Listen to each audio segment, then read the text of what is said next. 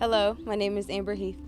Currently, at ATSU University. I'm in the doctoral program for online for athletic training. Right now, we're in Arizona on the Arizona campus for ATSU University at the DAT Winter Institute. The DAT program is a 3-year online course.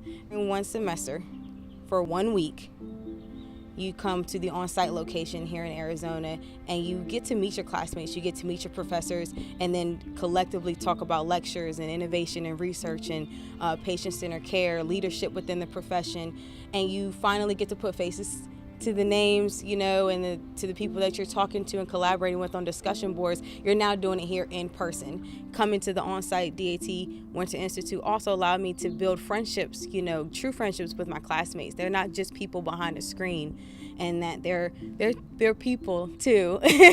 So you're also building those connections that are lifelong.